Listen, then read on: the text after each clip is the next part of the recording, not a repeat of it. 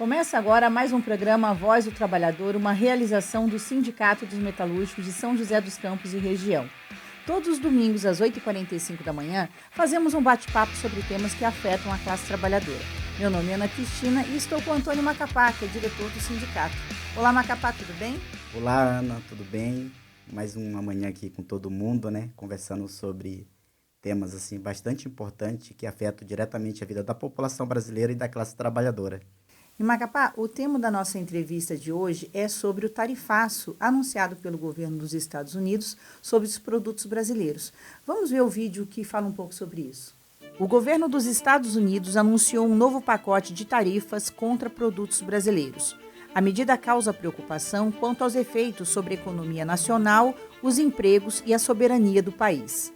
O tarifaço acumula taxas de 37,5%, com a alegação de supostas práticas comerciais desleais e falhas na fiscalização do trabalho forçado.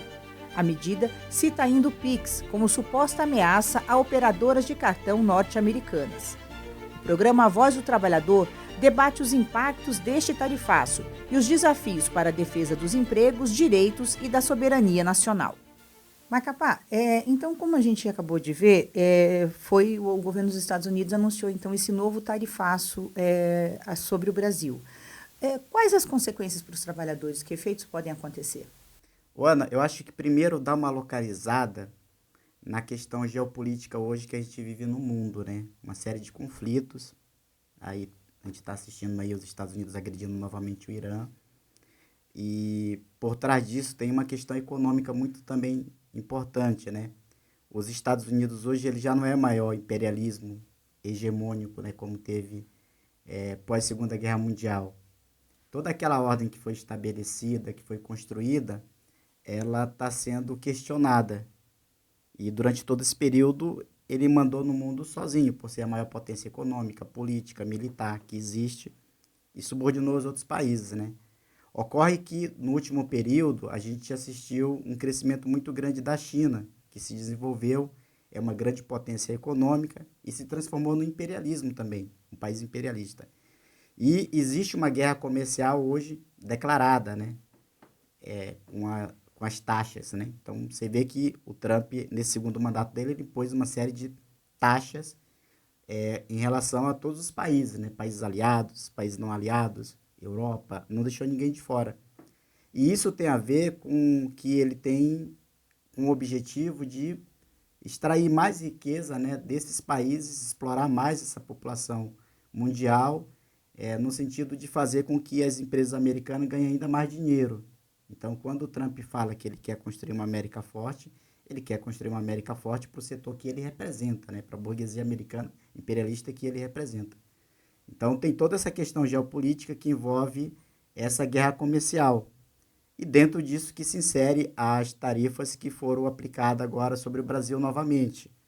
Primeiro, assim, o governo Trump ele deixa de fora o que interessa para ele, que é o que, assim, do ponto de vista mais imediato, queima muito ele, né? Que são questões como o café, que é muito consumido nos Estados Unidos, suco de laranja, e, por exemplo, produtos aeronáuticos e aviação. Por quê? Porque quem comprou os aviões, até mesmo da nossa região aqui da Embraer, são grandes empresários americanos, e se ele taxa a questão da aviação, ele vai estar, de uma certa forma, prejudicando os próprios empresários americanos que são aliados do Trump nos Estados Unidos. Então, ele deixa de fora esses setores, mas ele penaliza um setor muito grande, né? Por exemplo, se você pega, por exemplo, a indústria de máquina, quando você olha para a indústria metalúrgica, ela é a indústria mais afetada que tem no nosso país.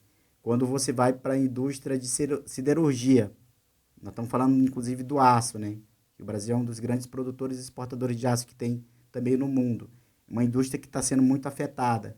Quando você pega a questão do etanol, que os Estados Unidos não admitem, é quase como que não admitisse que o Brasil tem o controle do etanol, produz etanol como combustível no nosso país. Então, esses setores, aí vai setores de madeira, setores que pegam bastante o sul do país, são setores que têm sido muito afetados por esse segundo tarifaço do governo do Trump. Macapá, você fala aí dessa situação, né, o cenário internacional em que acontece esse ataque. E o governo ele alega que né, haveria práticas desleais por parte do Brasil, incluir até o PIX nessa história. Fala um pouquinho mais sobre o que, né, sobre a sua avaliação do que de fato está por trás também, que interesses são esses que estão por trás desse tarifaço? Então, Ana, eu acho assim, primeiro desmistificar uma coisa existe uma relação comercial desleal entre o Brasil e os Estados Unidos, o que não é verdade. Se você for pegar hoje o déficit comercial negativo que o Brasil tem nas relações comerciais com os Estados Unidos supera 48 bilhões de dólares. Então não existe uma relação nem equilibrada hoje. O que o governo está fazendo nesse momento é sobretaxar ainda mais os produtos brasileiros que temos no país. E no caso do Brasil, aí tem esse componente também que tem a ver com a questão do Pix, né? Porque o Pix ele é um sistema de pagamento que ele é público e ele desafia as grandes redes, né? Marcas de cartões de crédito que os Estados Unidos têm no mundo, né? Visa, Mastercard, etc. Por aí vai. Então isso é uma ameaça para o governo e ele não quer com que, não só o Brasil, mas que outros países também continuem desenvolvendo isso. Tem também no nosso país o componente político, né? Você vê que há uma tentativa do governo também de fazer uma interferência política no nosso país, né? Atacando as instituições, atacando o governo. Então, assim, essa conversa que tem no Brasil, que o Brasil não combate o trabalho escravo, isso não é verdade. No governo anterior, você pode dizer que no governo anterior, de certa forma, foi meio que liberou geral, né? Passou-se pano muito para o trabalho escravo que existe no nosso país. Mas a gente, inclusive, precisa fortalecer o combate, né, o trabalho escravo, fortalecendo o Ministério do Trabalho, o Ministério Público, são órgãos que são fiscalizadores. E combater também o desmatamento, né, que no governo anterior foi quando mais se desmatou a Amazônia, o Pantanal e o Cerrado no nosso país. Então, são falácias, argumentos para justificar o injustificável. Macapá, nesse cenário político, né, de interesses políticos que também marcam o tarifaço, a extrema-direita chegou setores da extrema-direita, figuras, chegaram a comemorar esse tarifaço. Como é que você vê isso? Eu falaria que não é só comemorar, não, Ana, mas que está ligada diretamente, tem articulado esse tipo de sanções contra o nosso país.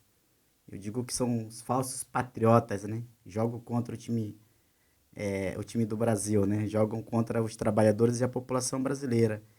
Inclusive, o prejuízo é muito grande, né? Prejuízo de emprego, né? Nós estamos vendo aí uma série de demissões que podem ocorrer a partir dessa retaliação que o Brasil está sofrendo. E, obviamente, que tem uma tentativa de uma ingerência política do governo Trump aqui no Brasil para beneficiar uma família, né? Tanto é que tem esse deputado que perdeu o mandato, que está agora nos Estados Unidos, que foi um dos principais articuladores dessas medidas contra o nosso país. Então, acho que isso é muito importante porque, durante muito tempo, eles se apoderaram de um discurso de que eles eram os patriotas, que eles defendiam os interesses do nosso país, mas que, na verdade, eles defendem mesmo os interesses dos Estados Unidos e do governo Trump. Perfeito, Macapá. Bom, a gente vai dar uma pausa agora para o intervalo e a gente volta daqui a pouquinho para continuar discutindo esse tema do tarifaço dos Estados Unidos sobre os produtos brasileiros.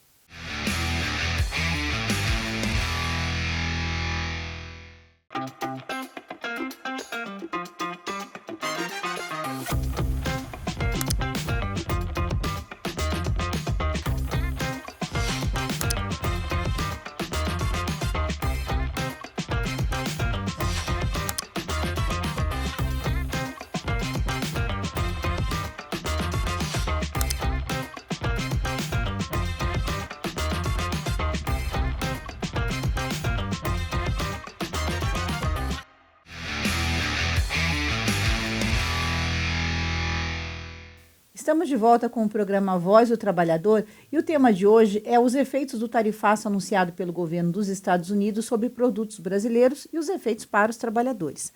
Macapá, em cenários como esse que a gente está discutindo, quem costuma pagar a conta dessa crise? Os trabalhadores ou os empresários? Ana, os primeiros trabalhadores, né?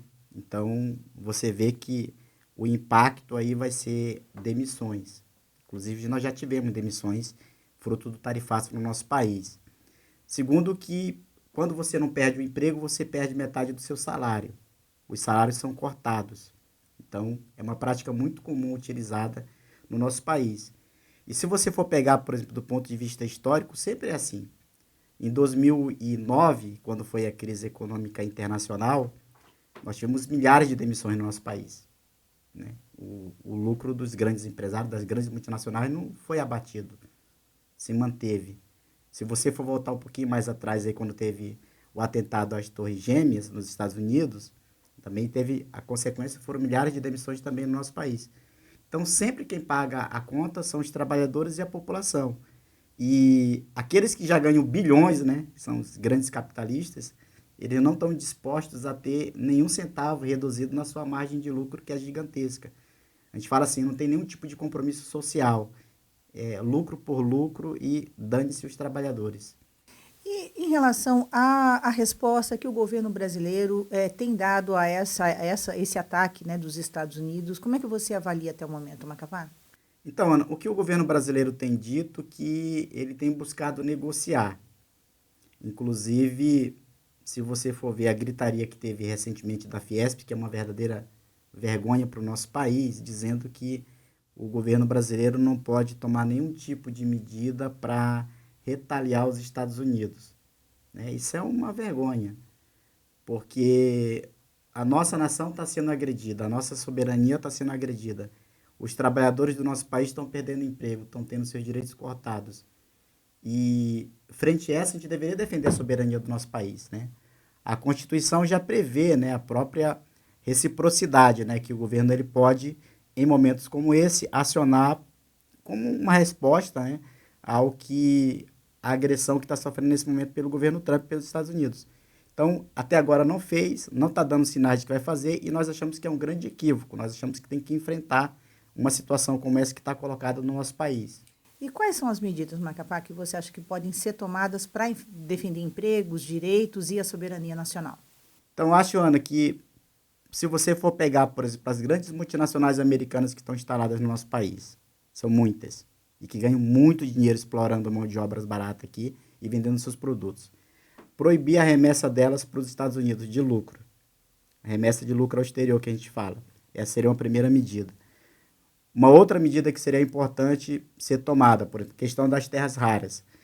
O governo brasileiro assumir total controle sobre isso, processar, industrializar e usar isso para o desenvolvimento do nosso país, inclusive da IA, que nós não temos hoje essa ferramenta no nosso país, lamentavelmente. E não deixar com que os Estados Unidos se apoderem disso. Nós podemos ir além, por exemplo, suspender o pagamento da dívida externa e da dívida interna. Um exemplo que poderia ser seguido também, né? E, do ponto de vista da proteção dos empregos, a estabilidade no emprego. E as empresas que, obviamente, ameaçarem fazer demissões, acho que o governo deveria estatizar e manter, dessa mesma forma, preservando o emprego e o direito dos trabalhadores. Então, uma série de medidas que precisam ser tomadas numa situação como essa. E o mais importante que é colocar o povo na rua. Eu acho que o caminho é a mobilização, sempre a saída. Perfeito, Macapá. Bom, hoje vamos ter de encerrar por aqui. A gente vai seguir acompanhando esse tema e os seus desdobramentos. Essa entrevista vai poder ser conferida na página do YouTube do sindicato. E hoje paramos por aqui, mas esperamos você no próximo domingo. Até o próximo programa A Voz do Trabalhador.